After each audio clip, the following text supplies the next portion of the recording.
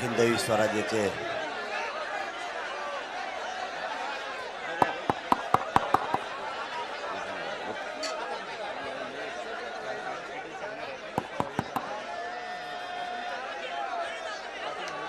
हिंदवी स्वराज्याचे संस्थापक राजेजी छत्रपती शिवराय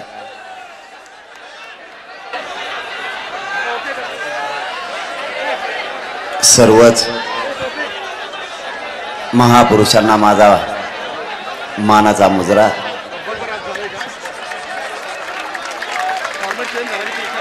आणि जे अशक्य होतं ते शक्य करून जमलेल्या माझ्या लाखो जमलेल्या माझ्या तमाम मराठा बांधवांना माझा मानाचा जयश्वर।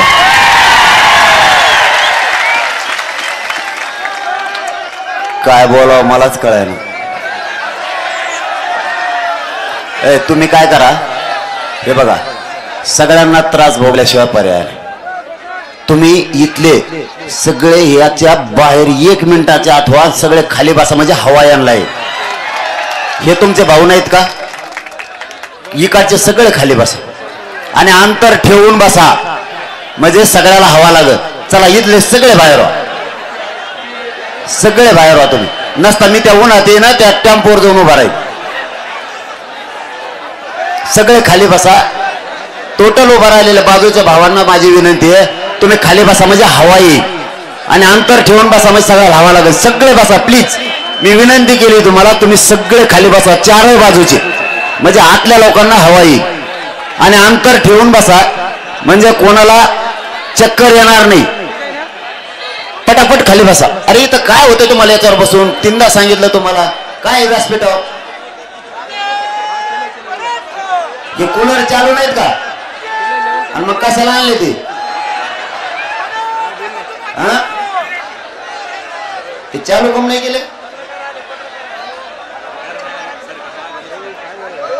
बसा खाली बसा, सगळे हवा येईल। नुसते जनरेटर शिवाय आणले ते झालं सरकारवानी। इकडचे पण खाली बसा, तुम्ही सगळे खाली बसा, म्हणजे सगळ्याला हवा लागेल। खाली बसा इकडचे, हे नका करू, हे नाही, हे वरी करू नका, खाली ठेवा, आवाज येईल, तिकडे तोंड करून बसा। मला बोलायचंय पटापटा, तुम्ही विनाकारण आरडाओरडा करू नका। इकडचे सगळे खाली बसा। ती पडदा बांधा रे वरी, तो पडदा वरी बांधा, बांधा लवकर।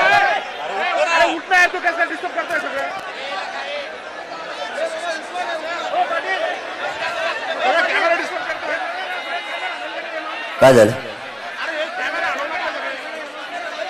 पुढे सरका, थोडं पुढे सरका, मीडियावाल्याला त्रास नका दे। पुढे सरका, पुढे सरका, थोडं थोडं बघा बरं, सगळे खाली बसले की नाही? इकडचे मागचे कमून बसा ना, बसा लवकर बसा, पाठीमागचा हवा येईल इकडच्या लोकांना। करा वरी करा तेव्हा पडदा लवकर, नाही तर टाका सोडून त्याला पाठीमागू, वर फेका त्याला। बघा आता फ्रेश हवा येईल सगळं। बसा खाली बसा सगळे।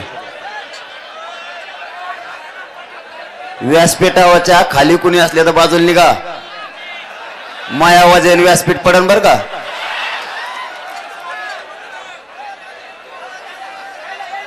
यार खाली बसा ना, हवा येईल ना, खाली बसा ना।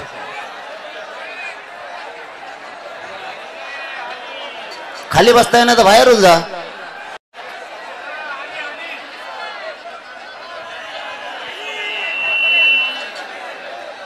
लवकर बसा, ऊन पडलंय, आपले भाऊ सगळे उन्हात तळायला लागले। सावलीला बसणाऱ्यांना त्रास नाही होणार।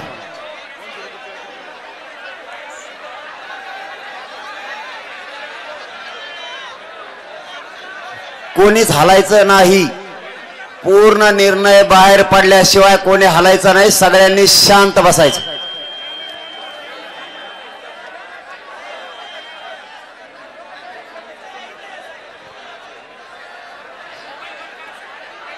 मोबाईलचे नेट बंद करा थोडा वेळ, मीडियाला नेट कमी पडायला लागले।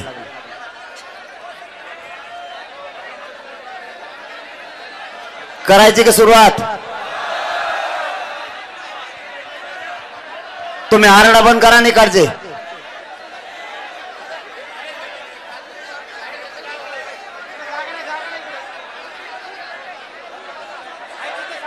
5 मिनिटं थांबा, 5 मिनिटं. खाली बसा, हवा यायला लागली बरं का. खाली बसल्यामुळे हवा यायला लागली आता.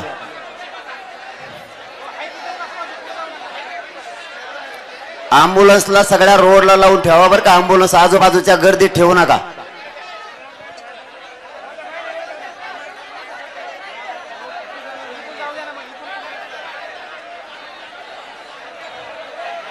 महिलाला रस्ता दे.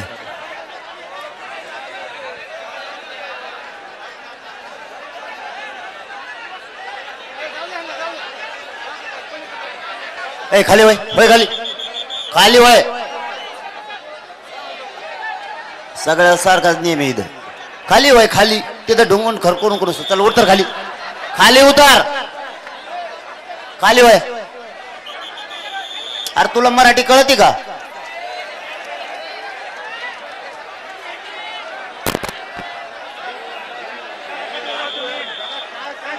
नाही नाही भाऊ, मला सारखा न्याय द्यावा लागेल सगळ्याला. असं कसं चालायचं?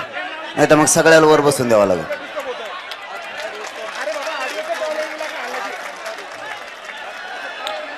बसा लवकर. उन्हातल्या लोकांचा विचार करा तुम्ही, उगारडा करू नका.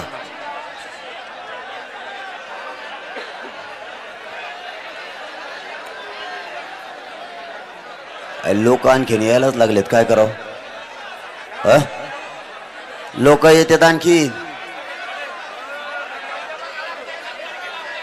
लोक यायला लागलेत. कस काय सुरू करावं? ते बघा सारखे लाईन सुरू.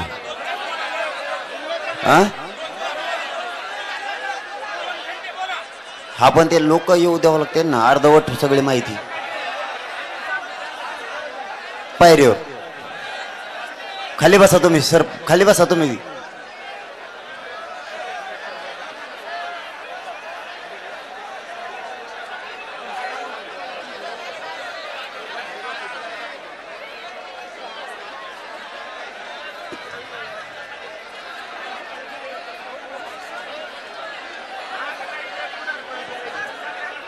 तुम्हाला काही अडचण आहे का?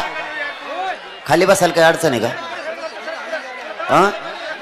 लोकांना हवा लागू द्यायचं नाही असं ठरवलं का तुम्ही? मग खालीच बसा म्हणत होता, आता कस काय बसली?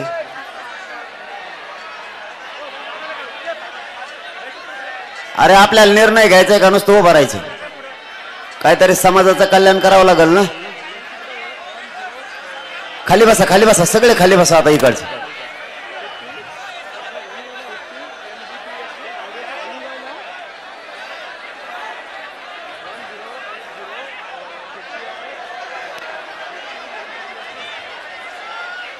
फक्त अंतर ठेवून सगळे खाली बसा.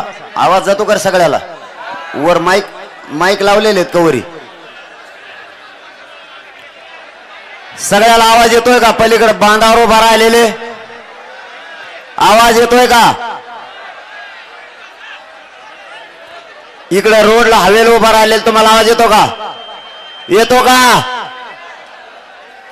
नाही येतो का? हो. इकडे बाजरीच्या कडीला बसलेले, बापरे, जिकडं जागा मिळेल तिकडे लिंबा खाली कुंकड. पण तुमच्या चरणी खरंच नतमस्तक होतो आम्ही.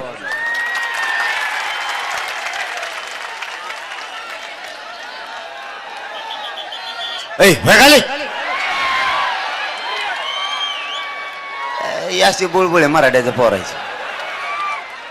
सगळं दिलं सोडून त्या मंडपावरच बसला वर जाऊ. याच तर टेन्शन आलंय त्यांना. मग खाली बसा ना, खाली बसा ना, इकडच्या खाली बसा ना. हवा येईल हो, हवा येईल. सगळे उभा राहिले, सगळे खाली बसा तुम्ही प्लीज. सगळे ऐका, मधल्या भावांना आपल्या हवा येईल. काय ताण नसेल ना त्याच. काय नाही, आता सुरू करू आपण. बघा किती हवा यायला लागली.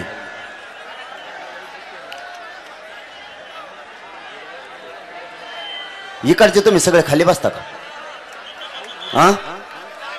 जागा नसली तर माग सरका, सरका माग.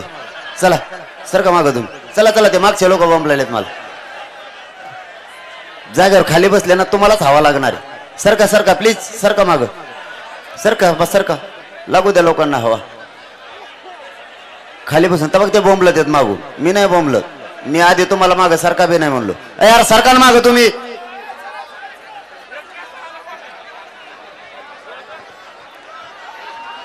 नुसते सरका सरका म्हणते तर जागेवर उभा राहते.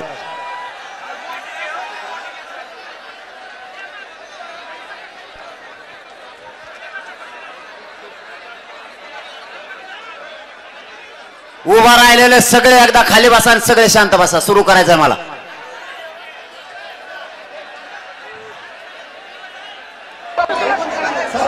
बसा ना खाली बसा. आपल्या लोकांना सांगायची वेळ आली म्हणल्यावर तर मला लय वाईट वाटतं. तू तर काय, तुला तर मराठी कळतच नाही वाटतं, मला हिंदी येत नाही.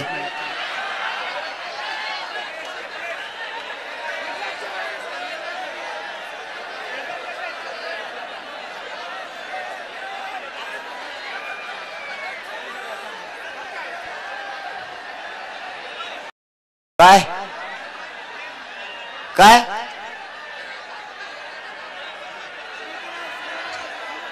मीडियाला दाखवा म्हणायचं. बर बर बर, सांगतो सांगतो सांगतो. तुम्हाला काय रुमालाही करायचे आहेत का? हो, त्यांना रुमालाही करायचे. मीडियाच्या बांधवाला मला जनतेने विनंती केली, सगळी जनता बांधापासून सगळे दाखवा असं म्हणणं आहे त्यांचं. 2-4 मिनिटं ते असेच रुमाला फिरवत राहणार आहेत. सगळ्या कॅमेरामॅनला एक 5 मिनिटासाठी विनंती आहे. सगळेजण अरे हवा लागा लागले यार. सरकारला उडीवता काय मग तुम्ही आता?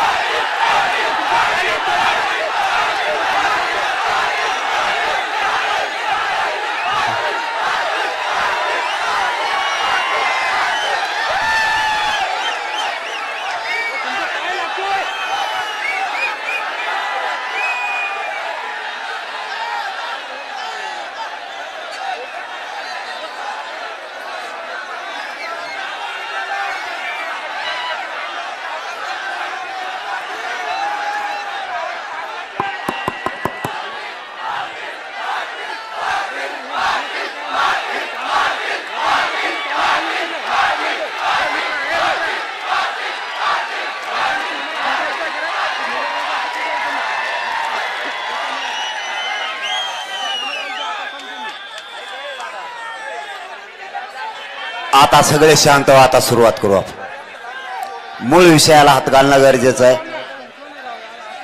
आपला समाज आणि आपले लेकरं बाळ आपल्यासाठी आता महत्वाचे. सगळ्यात अगोदर उन्हात बसलेल्या सगळ्या बांधवांना माझा कोपरापासून मानाचा मुजरा.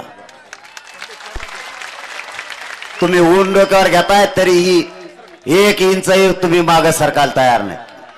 तुम्ही जितके शांत बसाल तितका तुम्हाला ऐकायला स्पष्ट येणार आहे. आता कोणाला जर नाही दिसलं तर आवाजाच्या माध्यमातून ऐका. नका म्हणू रे तुम्ही वेळ घालता आणि ऊन लागायला लागले खाली बसा नका म्हणू, ते नाही ऐकणार. कारण ज्यांना एका शब्दात सांगितलं जातं त्यांच्या लक्षात येतं मध्ये बसलेले सुद्धा आपले भाऊच आहेत म्हणून. शेवटी मूळ भूमिकेकडे येणं गरजेचं आहे. इथं उन्हातानात लाखाच्या संख्येनं मराठा समाज बैठकीला जमून त्यांनी सभेत विराट रूप धारण केलं. एवढा जनसागर मी दुसऱ्यांदा बघतोय.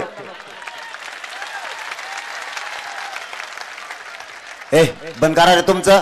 परत तुम्ही म्हणता खवळतो. तुमचा आरडा बंद करून टाका.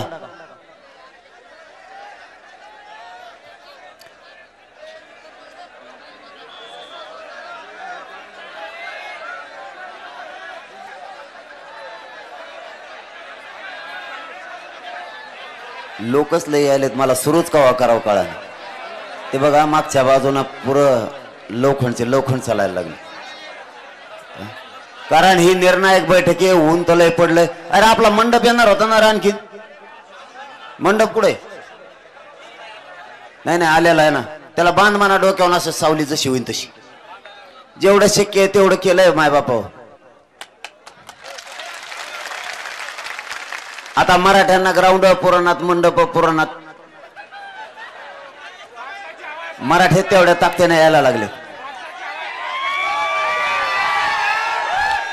करा करा सहन करा. ऊन मी सुद्धा करतोय. खेटायचं ठरवलंय म्हणल्याच नंतर सगळ्या संकटाला सामोरं जाऊन खेटावं लागणार आहे. मग ऊन असेल, पाऊस असेल, वारा असेल, पाय असेल किंवा बसायला जागा नसेल, इतके मराठे कट्टर झालेत की ज्या सावलीला जागा मिळेल तिथं बसलेत पण माघारी फिरायला तयार नाहीत. मी आता अंतरवाली पासून आलो. इथून तिथून झाडाखाली येत ते बघा. त्या झाडाखाली तुम्हाला आता खोटं वाटन, ते झाड इथून 1 किलोमीटर असन भाऊ. ते झाड धरलंय पण बसलेतच.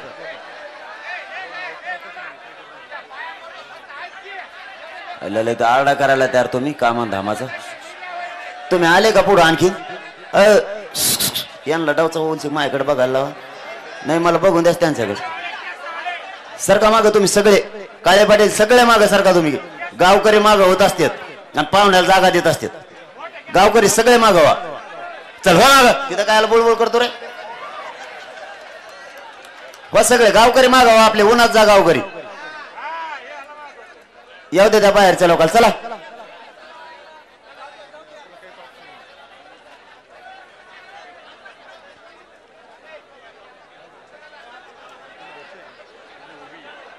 करायची का सुरुवात? आता गप बसता का मागचे? नाही ते सगळे तुम्हाला काढून देते ना भाऊ. नाविलाज होईन त्यांचा बी. मग राहू द्या. आता मी तरी कुंकड दिसनो.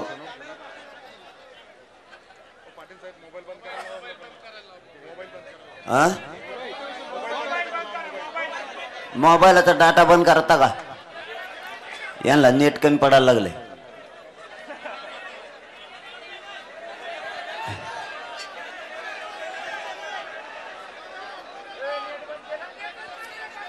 अंतर सोडून बसा मग सगळा हवा येईल.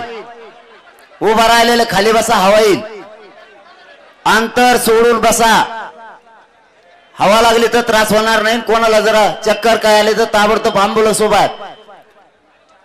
माग आवाज जातो का? मागच्या ग्राउंडवर जातोय का? नक्की मागच्या ग्राउंडवर आवाज जातोय का? पाठीमागे लोक बसलेले आहेत. जातोय ना?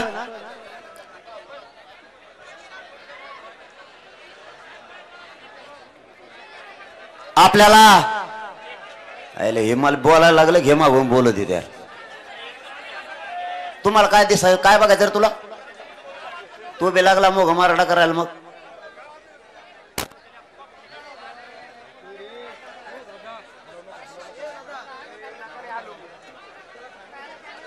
मागच्याकडे बघाव का गड्या? माग जास्त आहे म्हणून आरडा जास्त असतो काय? फक्त माग आवाज जातोय का मला सांग? जातोय का? आता मी सुरुवात करतोय. सगळे शांत बसा. नसता इतक्या उन्हात येऊन काय उपयोग नाही होणार. सरकारची इच्छा पुरी करायला नाही आलो आपण इथं. आपल्या लेकरांच्या इच्छा पुऱ्या करायला इथं आलोय. गोंधळ गडबड करून तुम्ही त्यांची इच्छा पूर्ण करू नका.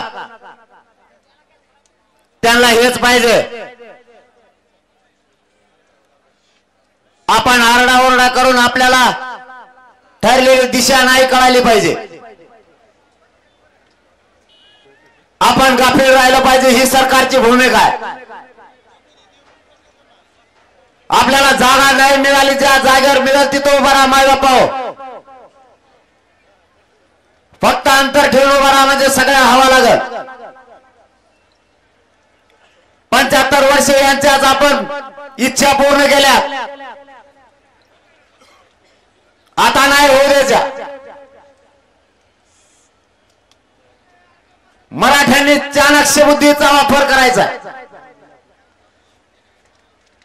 आपला समाज आणि आपले लेकरं मोठे कसे होतील यासाठी संघर्ष सुरू केलाय. त्याला यशाकडे नेण्यासाठी तुम्ही सगळ्यांना साथ द्यायची. काहीही झालं लेकरापेक्षा मोठा कोणी नाही हे मानून चला. ज्यांना मोठं केलं ते आपल्या मुलांच्या मुंडक्यावरती पाय द्यायला निघालेत. किती संधी द्यायला पाहिजे, सगळ्या संध्या सरकारला दिल्या. शेवटी मराठ्यांचा नाविलाज झालाय.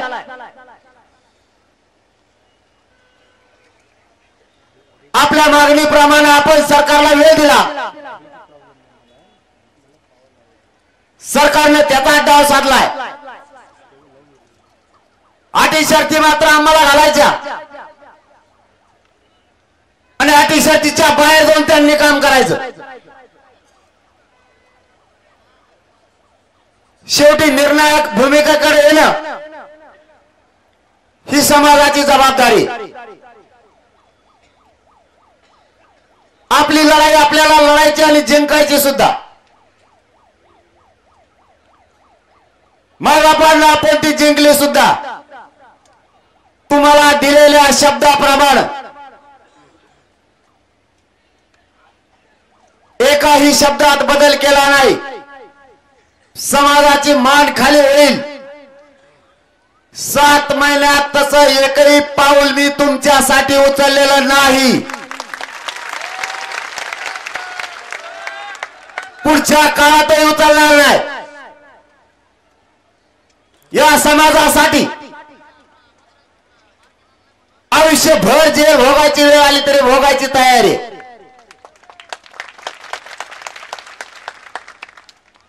यांनी किती डाव टाकले तरी नाही यशस्वी होऊ द्यायचे. आपल्याला या आंदोलनातून आतापर्यंत काय मिळालं? मराठ्यांच्या एकजुटीमुळे 57 लाख नोंदी मिळाल्या. अंदाजे 1.25 करोड मराठ्यांनी आरक्षण घेतलं असेल असा अंदाज आहे. पण सरकारने याच्यातही डाव साधलाय. ही सभा नाही हे भाषण करायला. काय मिळालं काय मिळालं नाही आणि आता काय करायचं एवढ्यावरची बैठक आहे. सरकारने ज्या नोंदी मिळाल्या मुंबईला अधिसूचना काढली त्याच्यानंतर त्या बंद केल्या होत्या. परिवारानं अर्ज दाखल केले त्याही नोंदी सरकारनं थांबवून धरल्या. असा प्रत्येक गावातून तालुक्यातून आपल्यापर्यंत निरोप आहे. सरकारची ही दुसरी चूक. आपल्या नोंदी आणि परिवारानं दिलेले अर्ज थांबवून धरले. सरकारनं दुसरं काम केलं.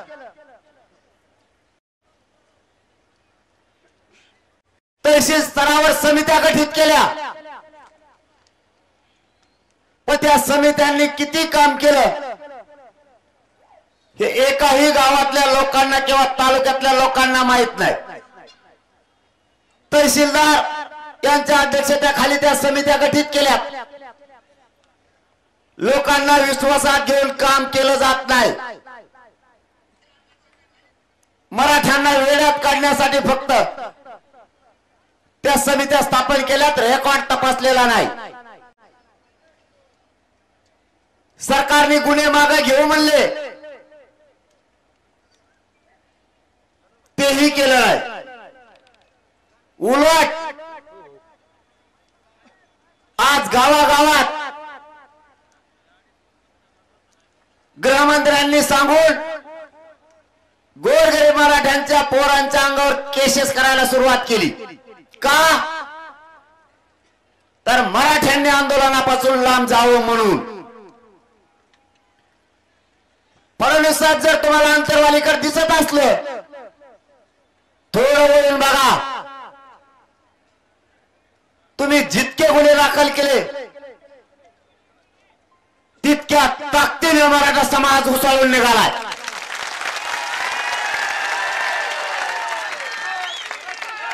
तुमचं आमचं शत्रुत्व नव्हतंच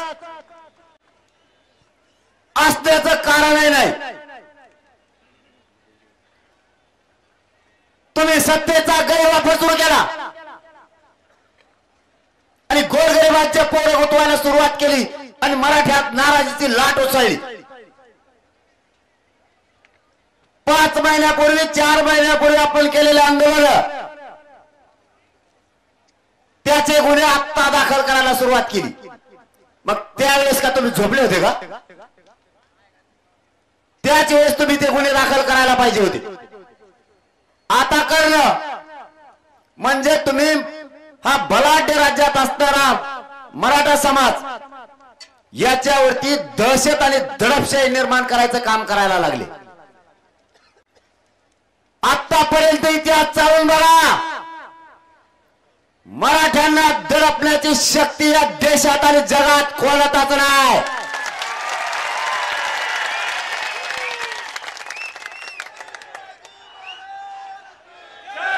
फुलं टाकायला जे शिप्या लावल्या त्यांच्यावरती गुन्हे दाखल. त्यांना दंड देणं सुरू केलं 70-80 हजार. तुम्हाला जर त्यांचा टॅक्स भरलेला वसूल करायचा होता तर तुम्ही अगोदरच्या सालात झोपले होते का? बीडचा एक मुस्लिम बांधव मुद्दा म्हणून सांगण्यासारखं म्हणून सांगतोय. त्यांनी क्रेन दिलं होतं, क्रेन हारासाठी. त्याच्यावर ते गुन्हा दाखल करून दंड केला. त्यांनी सांगितलं दुप्पट होऊन देव मग हटुंगत नाही. फडणवीस साहब सब बिगड़ गए तुम्हारे ऊपर.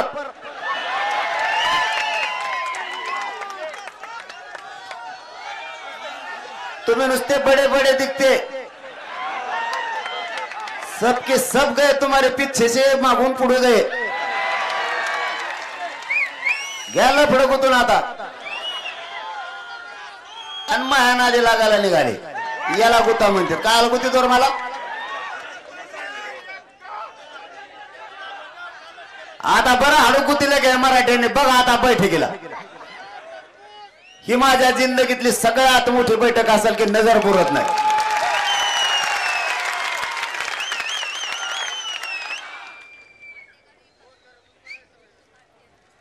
ज्या पोरांनी ट्रॅक्टर लावले त्यावर गुन्हे, बँड वाजवण्यावर सुद्धा गुन्हे.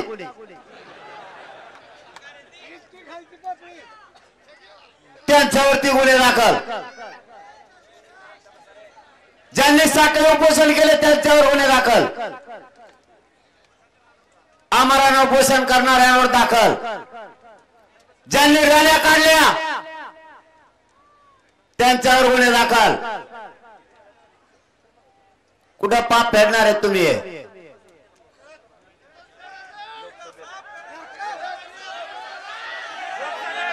एवढी समाजाची नाराजी अंगावर ओढून घेण्याची मुख्यमंत्री साहेबांनी फडणवीस साहेबांना काहीच गरज नव्हती.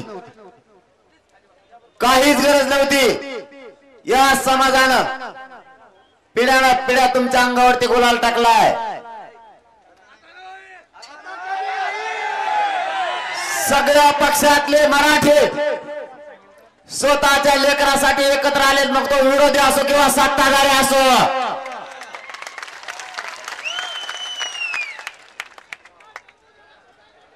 यांना गरज नसताना काम केले, गुन्हे दाखल केले.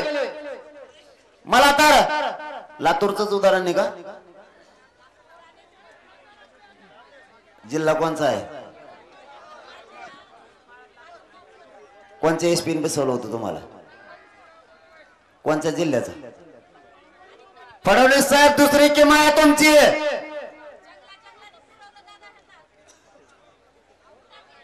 महिलांना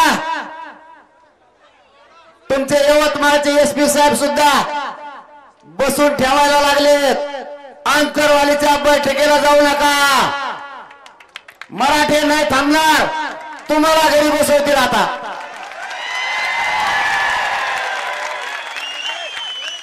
मी भावनेच्या आरेवरून बोलत नाही, राजकारण माझा मार्ग नाहीये।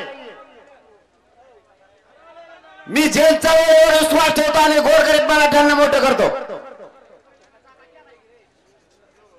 तुम्ही हा अन्याय मराठा समाजावरती करणार असाल, स्वतःच्या आई बहिणीबद्दल जितकी माया येते तितकी लोकांच्या आई बहिणीबद्दल तुम्हाला माया यायला पाहिजे होती। त्या एसपीने बसून ठेवलंच का? तुम्ही अन्याय करणार, मराठा नाही सहन करू शकत। तुम्ही गुन्हे दाखल केले, मराठा तितक्या ताकदीने उसळलाय। आणि मराठ्यांनाही सांगतो, आता आंतरवालीत जमलेल्या माझ्या लाखो मराठ्यांना आणि महाराष्ट्रातल्या करोडो मराठ्यांना काय खून नाही केले आपण।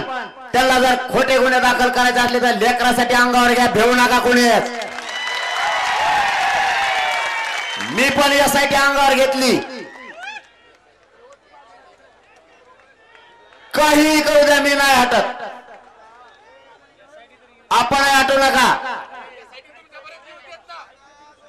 आता नाही हटायचं, आपल्याला मुख्य दिशा ठरवायची। तुम्हाला वाटत असेल का शिकतो पण तिकडं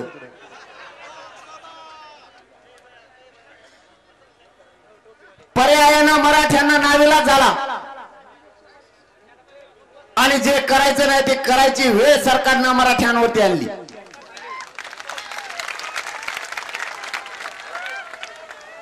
आपल्याला आपल्या भूमिकेवरती ठाम व्हावं लागणार आहे। विषय आपल्याला बदलून चालणार नाही। सरकारला आपण सांगितलं होतं, कालही फडणवीस साहेबांनी दिल्लीत पत्रकार परिषद घेतली आणि सांगितलं काय माहितीये का, आम्ही सगळे गुन्हे मागे घेणार आहेत, पण सध्या आचारसंहिता आहे। आणि मागच्या 7 महिन्यात काय होतं? मागच्या 7 महिन्यात सगळं बोगद मोकळच होतं। तेव्हा तुम्ही होते कुठं?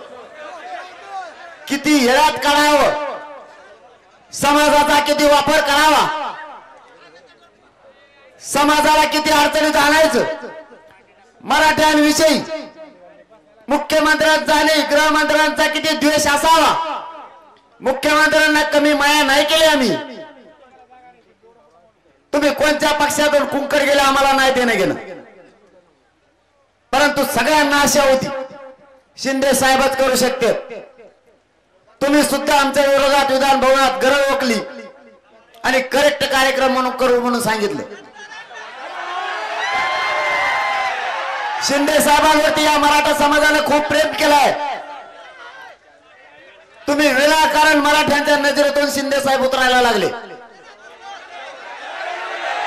काही गरज नसताना तुम्ही मराठ्यांची लाट अंगावरती घेतली। मी माझ्या मराठा समाजाला सांगायचो, आरक्षण देतील तर शिंदे साहेबच। माझ्या मराठ्यांनी विश्वास ठेवला होता, सगळ्या सोयींची अंमलबजावणी करायला आचारसंहितेच्या अगोदर कॅबिनेट तुम्ही घेतली, तिच्यातही नाही केलं। फडणवीस साहेबांनी सुद्धा सांगितलं होतं की होईल, आम्ही बसतोय। आचारसंहिता लागली पण ती कॅबिनेट अशीच वायाला गेली, कुणी मिठाचा खडा टाकला माहित नाही, तीही होऊ दिली नाही। तुम्हाला शेवटचं सांगतो, आरक्षणातलं ताकद आहे, उन्हात तळतोय तळा। मी 7 महिन्यापासून उन्हातच तळतोय। आपली एक वाशिमची मुलगी आहे, मला मेसेज दाखवलाय, तिची 21वी रँक आली होती, ती कुठेतरी मंडल अधिकारी किंवा नायब तहसीलदार झाली असती। तिच्या नशिबानं दुसऱ्या दिवशी तिला प्रमाणपत्र मिळालं कुणबीचं। ते लेकरू 21व्या रँक वरून डायरेक्ट 2 रँकला आली आणि IAS दर्जाचे अधिकारी बनली. आणखी 2 वर्षात बघा, वर्ष ते 2च वर्षात राज्यासह देशात सगळ्यात जास्त मराठ्यांचा टक्का असणाऱ्या नोकरीत. म्हणून लेकरं मोठे करा, त्यांना आयुष्याचं आरक्षण मिळवून द्या. आपण शेतात रोज घाम घालतोय लेकरं मोठं होण्यासाठी. ऊन वारा पाऊस आपल्याला काय नाही करत. आपल्याला उन्हात उभा करणाऱ्यांना तुमचे लेकरं सावलीत जाऊ द्या आणि तुम्ही ज्यांना सावलीत बसवलं त्यांना उन्हात आता आणा.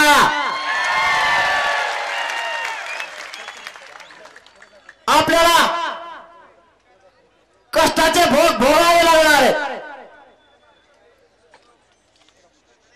चिखल माती आपल्याला तोडावे लागणार आहे. सगळं अन्याय सहन करावा लागणार आहे, तरच आपले लेकरं मोठे होणार आहे. मी व्यासपीठावर बोलत असताना मला आजूबाजूला दिसतंय तुम्हाला न्याय उभा राहायला जागा. तुमचा जीवनाने कासावीस होतोय, पण लेकराच्याही काळजाला एखाद्या वेळेस हात घालून बघा. या राज्यकर्त्यांमुळे आपले लेकर आरक्षणामुळे टाळू फोडायला लागले, आक्रोश करायला लागले. मिळेल तिथं उभा राहा. जागा पूर्ण फुल झाली, पण पर्यायी आपल्या पुढे काही नाही. सरकारला धोरणावर आणायचं असेल तर सगळी शक्तीचा वापर आपल्याला आता करावा लागणार आहे. आपण काय नाही करून आपल्यावर गुन्हे, गोरगरिबांचे लेकरं गुंतवायला लागलेत आणि फडणवीस साहेबांनी 10% आरक्षण दिलं. जे आरक्षणाचा उपयोग या नोकर भरतीत करता येत नाही. माईक बंद पडला काय? आवाज येत नाही?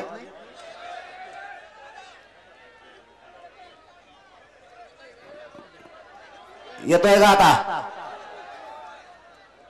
येतोय.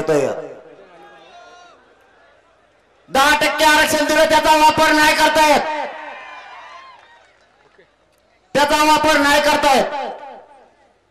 कालच पोरांनी सांगितलं त्या भरतीत वापर नाही करतायत. मग दिलं कशाला? ती मराठ्यांची मागणीच नाही. शेवटचा प्रश्न विचारतो आणि मुद्द्याकडे येऊ. फडणवीस साहेबांचं म्हणणं आहे 10% आरक्षण दिल्यामुळं मराठा समाज खुश आहे, मराठा समाज माझ्या पाठीशी. प्रामाणिक मताने शेवटच्या टोकापर्यंत सगळ्यांनी हात वर करून एक मताने आवाज देऊन सांगा. मीडियाच्या बांधवांना विनंती, शेवटच्या टोकापर्यंत दाखवा माझी तुम्हाला हात जोडून विनंती. तुम्ही आनंदी आहेत का? मीडियाच्या बांधवांना विनंती, शेवटच्या भागाच्या टोकापर्यंत लोकांच्या हातावर आहेत. पाठीमागच्या ग्राउंडवर उभा असणारे दिसत नाहीत तरी त्यांच्या हातावर आहेत. मराठा समाज खुश नाही. आम्हाला 10% आरक्षण नकोय आणि ते द्यायचंच असेल तर 50%च्या आत घ्या. ओबीसी आरक्षणात घ्या, तरच मराठा घेतो, नाही तर नाही घेत.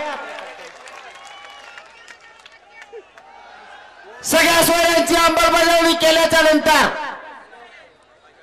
ती टिकवण्याची जबाबदारी सुद्धा सरकारचीच आहे. सगळ्या सोयऱ्यांचा शब्द घेताना सरकारनं जेच पाठवले होते न्यायाधीश, त्यांनी काढलेला हा शब्द आहे. मराठ्यांना लक्षात ठेवा, हा शब्द न्यायाधीशांनी काढलेला हा शब्द आहे. सगळे सोयऱ्यांच्या माध्यमातून नोंदी नसलेल्या माणसाला नोंदी मिळालेल्या मराठ्यांच्या नोंदीच्या आधारावरच सगळ्या सोयऱ्यांना द्यायचं. व्याख्या आपल्या व्याख्यासह घ्यायचं ठरलेलं आहे. आपली व्याख्या आणखीन त्यांनी घेतलेली नाही. त्यांच्याच व्याख्येप्रमाणे ते चालतायत.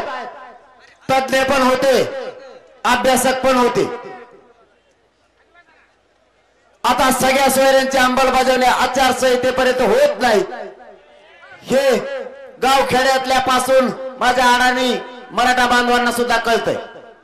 आता तुम्ही देणारच नाहीत, मग आता कायद्याने खेटायचं तुम्ही आम्हाला ठरवलंय. तुम्ही करायला तर आमच्यावरती गुन्हे, म्हणून मराठ्यांनी ठरवलं आता कायद्यानेच खेटायचं. आता सरळ माझं तुम्हाला एक मदनायाने आव्हान आहे. राजकारण माझा मार्ग नाही, मला राजकारणाकडे ओढू नका. एक अगोदर पूर्ण ऐका, माईक तुमच्याकडे सुद्धा येणार आहे. मला माझ्या गोरगरीब मराठ्यांचे लेकर मोठे करायचे.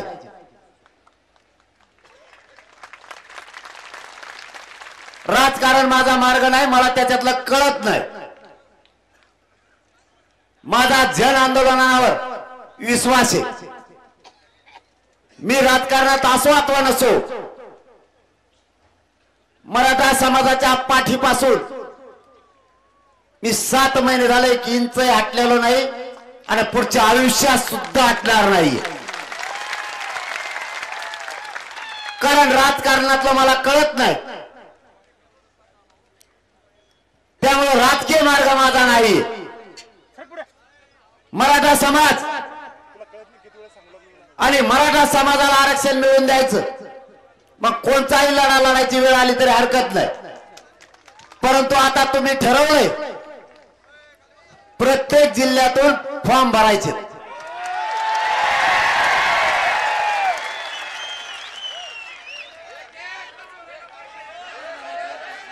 आता त्याचे परिणाम एक 10 मिनिटं शांत चित्ताने ऐका. माईक तुमच्याकडे सुद्धा येणार आहे. सगळ्यांनी ठरवलंय, मी नाही, मला माहित नाही, हा निर्णय माझा नाही. मराठा समाजाने निर्णय घेतलेला आहे. मराठा समाज माझा मालक आहे. मी मराठा समाजाचा मालक नाहीये, मुलगा म्हणून काम करतोय आणि आयुष्यभर इमानदारीने करणारे. पण विषय आता 2. जर इतके फॉर्म भरले, आपणच अडचणीत येण्याची शक्यता आहे.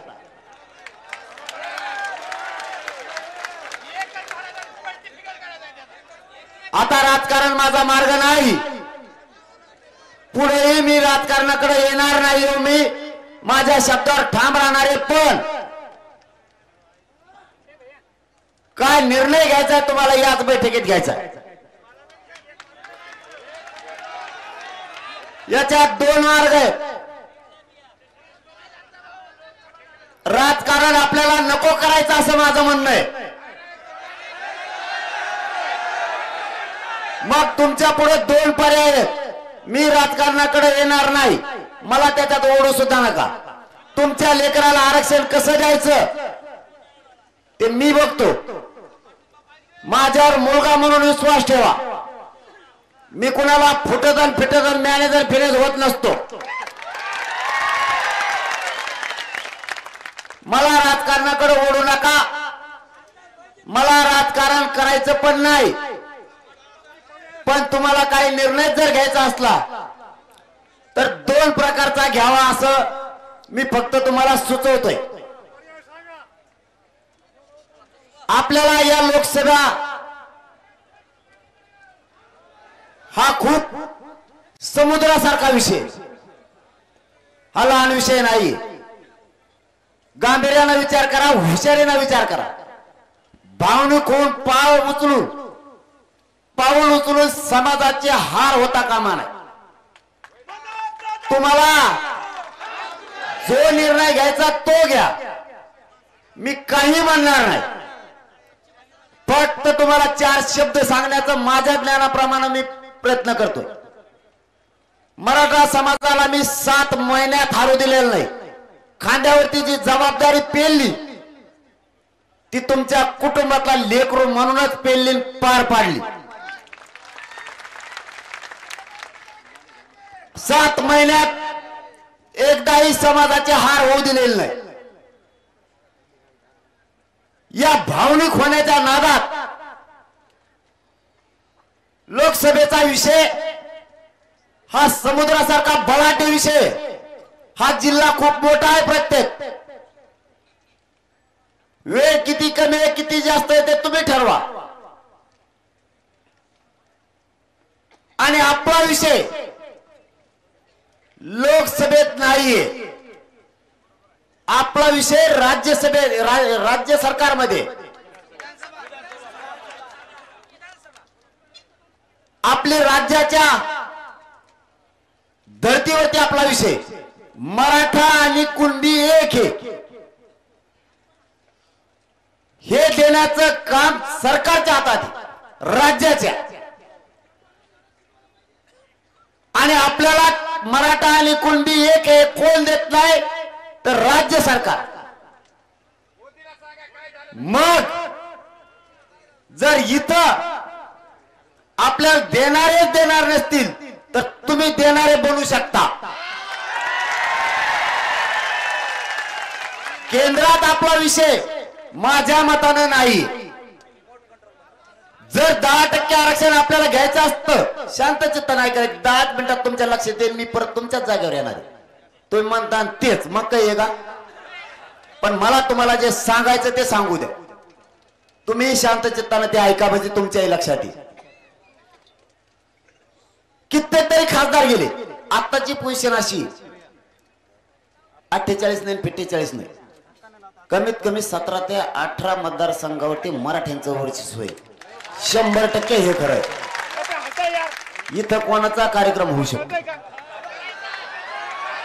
मी म्हणणार नाही की 48चे 48 आपलेच येते किंवा काय ते मराठ्यांचेच येते, पण मराठा बहुल जवळपास 17 ते 18 मतदारसंघ आहेत. तिथं कोणीच निवडून येऊ शकत नाही. जर मराठ्यांनी तो निर्णय घेतला तर बाकीच्यांचे बांधव सुद्धा आपल्या सोबत आहे. मुस्लिम बांधव, दलित बांधव सुद्धा सोबत राहणार आहे तुमच्या. नुसत्या मराठ्यांच्या जोरावरच 17-18 निघू शकते. पण तिथं मी काय सांगतो ते ऐका. आपला विषय केंद्रात नाही, आपला विषय राज्यात. आपल्यावर गुन्हे कोण दाखल करतंय? राज्य सरकार. आरक्षण कोण देणार? राज्य सरकार. मतदान आपण केलं, दादागिरी आपल्याला तो दाखवतो. मीडिया किंवा अनेकांना सगळ्यांना त्रास देण्याचं काम कोण करतं? राज्य सरकार. आणि मग आपलं खरं लफडं तिथं आहे. आपलं लफडं कुठं आहे? राज्य सरकार. आपण आता कुठे उभा आहेत? बाहेरचे, मंडपच्या बाहेरचे. आणि मग त्यांना तिथं उन्हात उभा करू शकता तुम्ही.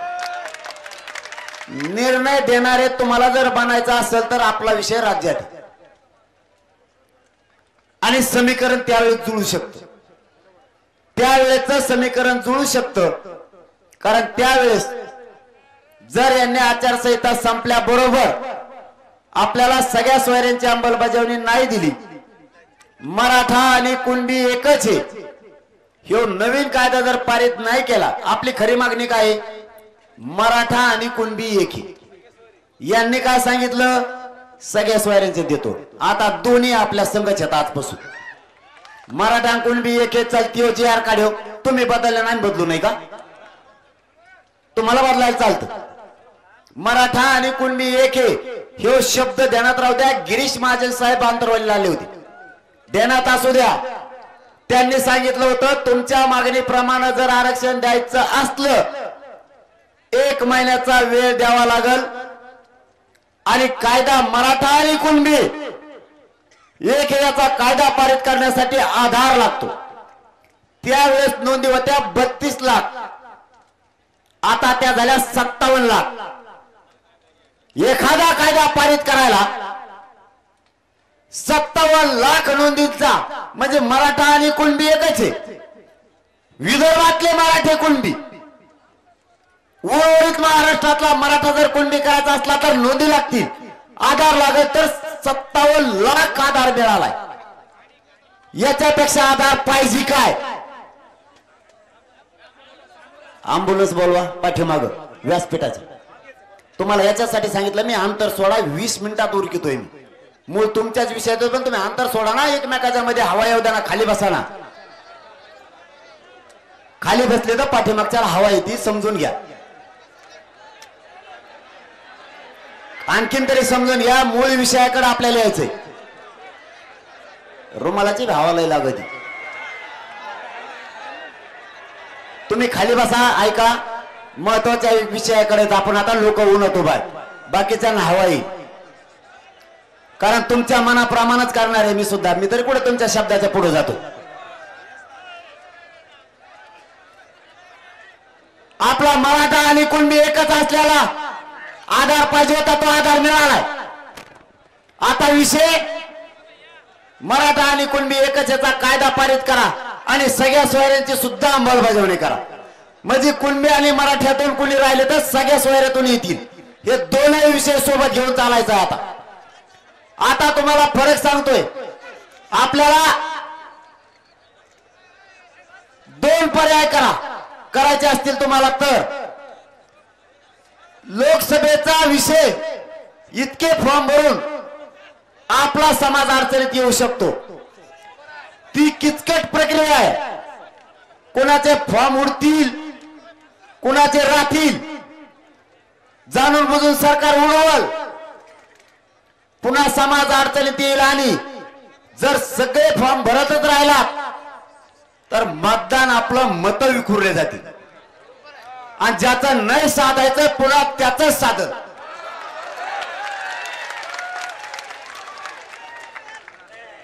एक पर्याय करा, कारण आपलं लोकसभेत काही नाहीये. एक तर अपक्ष म्हणून एकच फॉर्म जिल्ह्यातून टाका.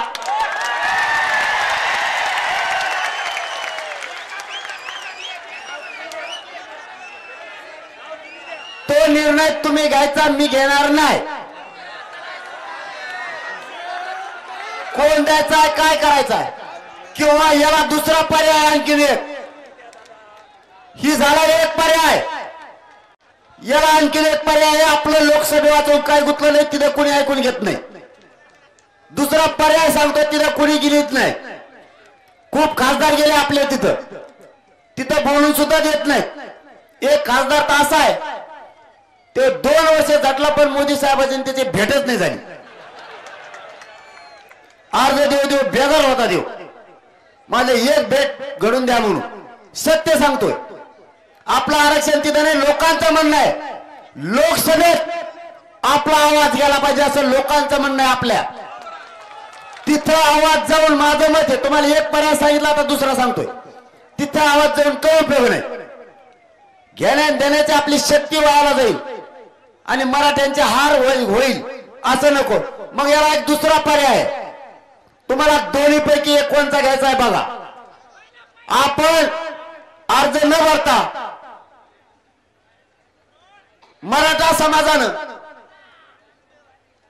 कोणत्याही पक्षाचा असो त्याच्याकडून लिहून घ्यायचं, सगळ्या सोयऱ्यांच्या बद्दल अंमलबजावणीसाठी तू आवाज उठवणार का, त्याच्याकडून बॉन्डवर लिहून घ्यायचं आणि त्याला पाठिंबा द्यायचा. मग पक्ष कोणताही असो, आपल्याला पक्षाचा भेद नको, कारण आपल्याला डाग लागायचं काम नको. हे नकोच का? जाऊन द्या, काय मग टाका काढू, मग काढून टाका.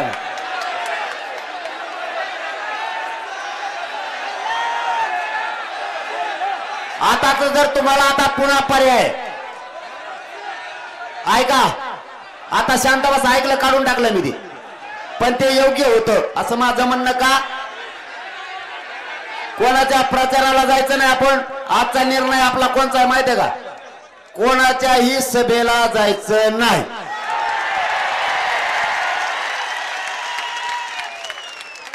आपलं घर आपण सोडायचं नाही.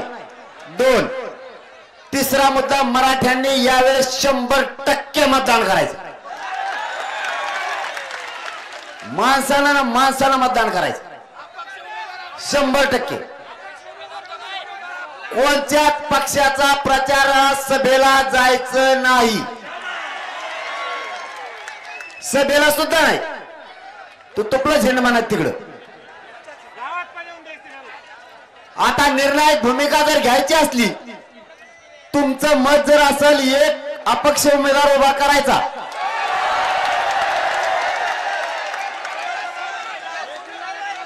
आणि मराठ्यांची शक्ती दाखवायची,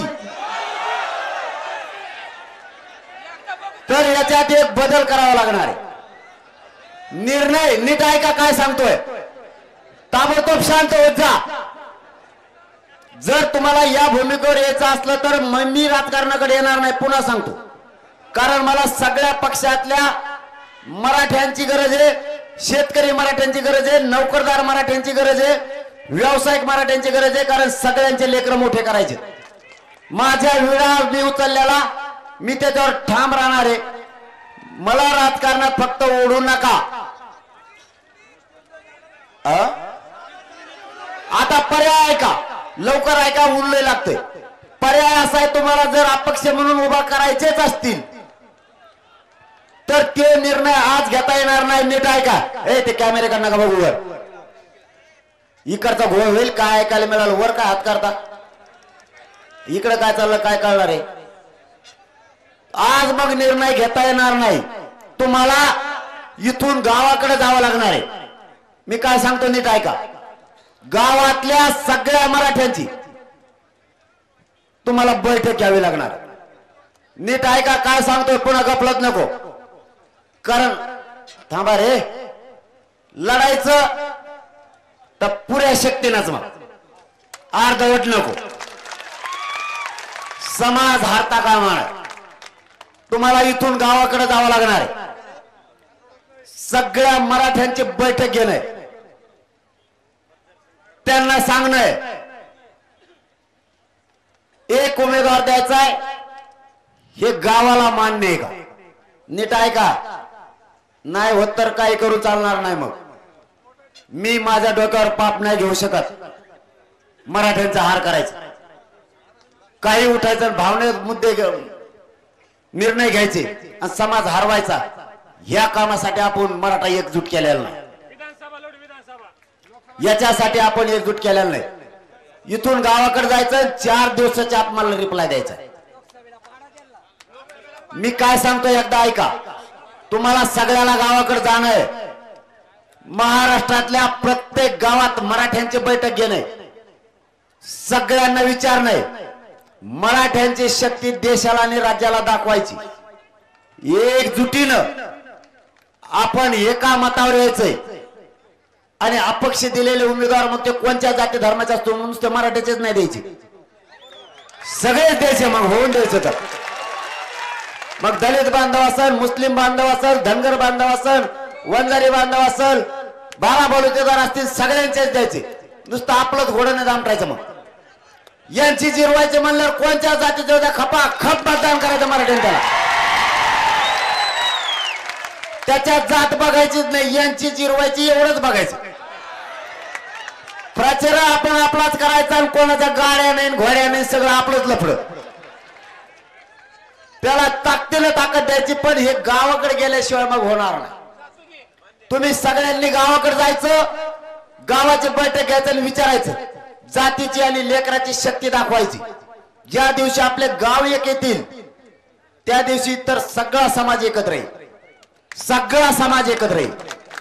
हे मी तुम्हाला आजच 4 जातींचं मोठ्याला आजच या व्यासपीठावर खात्रीने सांगतो. जर मराठ्यांनी निर्णय अपक्ष म्हणून घेतला, 4 जाती आता ताकदीने उभा राहायला तयार आहेत. आणि 4 जाती उभा राहिले तर बाकीचे डिपॉझिटच जात असते.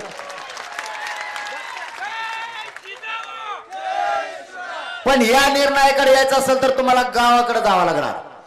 गावाच्या बैठका घेऊन समाजाला विश्वासात घ्यावा लागणार आहे. तुमच्या माझ्या जीवावर म्हणजे जर तुम्ही भावनिक काही करायला गेलात तर जात आतापर्यंत हारले नाही. आपल्यामुळं जातीच्या पाठीशी अपयश लागता कामा नये. मग ते निवडणूक सुद्धा नको, ती जळाली तर जळू द्या तिकडे. मग यांना हिसका दाखवायचा असेल तर विधानसभेला आपल्याला गणित जुळवता येते. ही बेस्ट पर्याय राहू शकतो. त्यापेक्षा लोकांच्या डोक्यावर हात ठेवायचा शिका. तू बॉन्ड लिहून दे, तू लेटर पॅडवर लिहून दे आणि आमचा मुद्दा मांड. अपक्ष करायचा असेल, कारण कोणत्या पक्षाचं नको. आपल्याला कोणाचा डाग लागता कामा नाही. ह्यो मागून होता आणि ते पुढून होता. कुणी म्हणता इकडून मागून होते, कुणी म्हणते पुढून होते. कोणी म्हणतं सत्ताधारी आपल्या पाठीशी, कोणी म्हणतं विरोधक आपल्या पाठीशी. आपला अपक्ष तुम्हाला उभा राहायचं असलं तर तुम्ही तुमचं ठरा, पण तुम्हाला गावाकडे जावं लागणार आहे. इथं निर्णय अशक्य. सगळ्या मायबापांना आई बहिणींना आपल्या गावातल्या विश्वासात घेणं गरजेचं आहे. आपल्याला अपक्ष उभा राहायचंय. जिल्ह्यातून सगळे एकजुटीनं मला काय द्यायचंय ते तुम्हाला सांगतो. तुम्ही बैठक घेतली, कोणचा माणूस काय बोललाय हे मला तुम्ही त्याच्यावरती रजिस्टर घेऊन बसा समोर गावाला घेऊन. सगळ्या पक्षांचे मराठी बोलवा. त्याचं जे मत असेल ते लिहा. तो कोणत्याही पक्षाचा असो त्याचं मत लिहा. वर शॉर्टकट फक्त एक मत किती झालंय, कारण इतके अर्ज मला 4 दिवसात बघायचे तुमचे. 30 तारखेच्या आत हे सगळा प्रयोग करायचा. 30 तारखेच्या आत तुम्हाला वर टक्केवारी सुद्धा लिहायची. किती जणांचं मत हे लोकसभा लढली पाहिजे, किती जणांचं मत हे नको, आणि कोणाचं म्हणणं आहे, कोणाचं म्हणणं आहे नको आणि कोणाचं मत आहे हा. त्याच्या नावासह गावाने लिहून द्या. लिहून म्हणजे लिहा, लिखी नाही म्हणत. असं म्हणूच नका तो घाण शब्द बोलला होता तो कसा लिहू. तो जो शब्दात बोलला तो शब्द लिहा. त्याला बैठकीत आडवं बोलू नका. त्याला जर त्याच्या पक्षाकडून ओढायचं असलं ओढू द्या.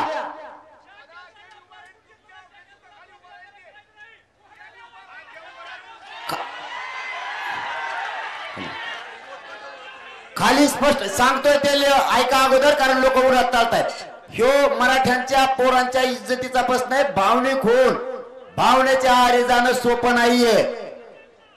फक्त आता लक्षात ठेवा, जर मराठ्यांना अपक्ष म्हणून लढायचं असलंच तर सगळ्यांनी आपल्या गावाकडे जाऊन गावकऱ्यांच्या बैठका याला पूर्व तयारी म्हणते.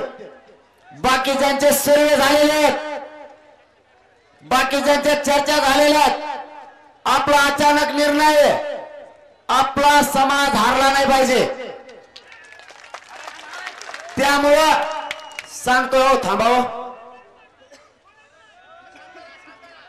तुम्ही अगोदर ऐका, लोकांची गफलत होईल.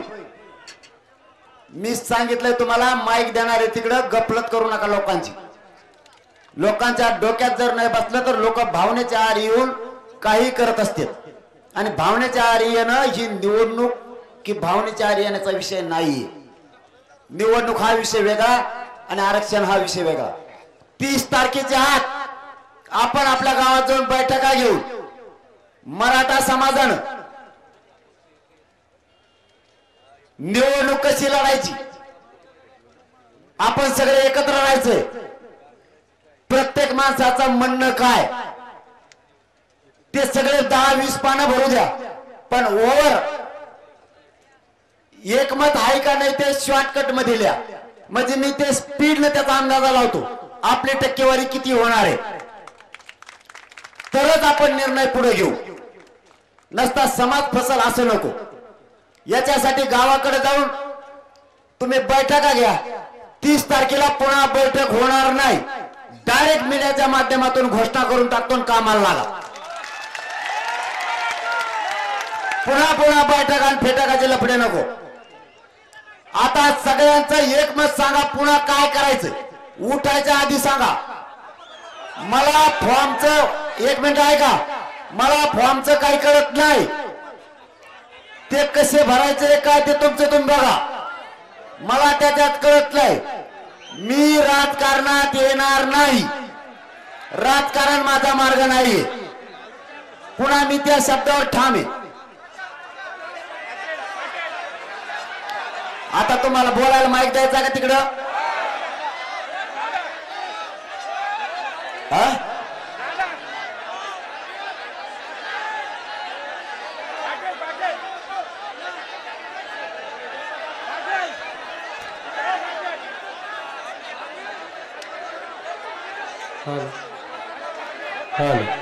माझं तर मतच आहे स्पष्ट, आपण लोकसभेच्या नादी न लागता विधानसभेला कार्यक्रम याला दाखवा, कारण या लोकसभेत काय नाही.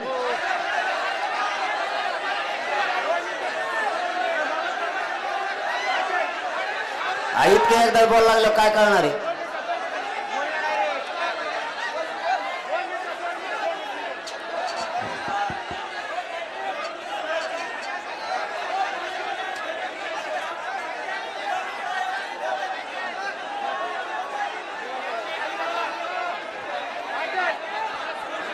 हॅलो, निवडणूक लढायची, जिल्ह्यात एक बैठक घ्यायची, एक अपक्ष उमेदवार मराठ्यांचा उभा करायचा, त्याच्यासाठी तुमची एक सभा घ्यायची आणि निवडून द्यायचा तो उमेदवार. सगळ्या जाती धर्माला सुद्धा विश्वासात घ्यावा लागेल, त्याच्यासाठी एक काम करा. मग आता मी 30 तारखेला निर्णय देतो, बैठक घ्यायची नाही, तुम्ही गावागावात बैठका सुरू करा. जिल्ह्यात नाही, जिल्ह्याला मी ऐकत नाही, गावागावात तुम्ही नका घेऊ. प्रत्येक गावातल्या पोरांना सांगा मराठ्यांचं मत जाणून घे. जमतंय का? प्रत्येक गावातल्या पोरांना सांगा आपण आपल्या गावाचं मत जाणून घ्या आणि गावागावातून 6 दिवसाच्या आत म्हणजे 30 तारखेच्या आत. थांबा, गडबड करू नका, व्यासपीठाकडे गोंधळ करू नका तुम्ही. दादा, आपण आपल्या गावात आणि गावातल्या एकाच माणसानं फक्त अहवाल अंतरवालीला घेऊन या. पण तुमच्या सभा झाल्याच पाहिजेत. एकाच माणसानं घेऊन या. 30 तारखेला मीडियाच्या माध्यमातून मी जाहीर घोषणा करतो, बाकीच्या इतर धर्माच्या बांधवांना सुद्धा 30 तारखेला किंवा 1 तारखेला मोठी बैठक घेऊन. थांब ना 1 मिनिट.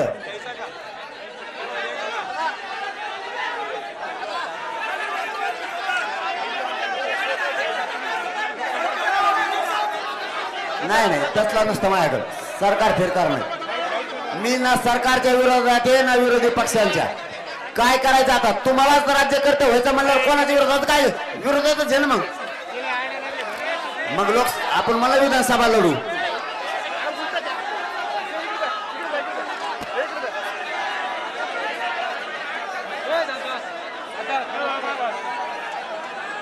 ते उमेदवार काय ठरायचा काय नाही, तुम्ही आधी मत आणा. गावागावातले मत आणा. गावाच्या मत काय, आपण एखादा शेतकरी आकडा देऊन टाकू, काय अडचण नाही.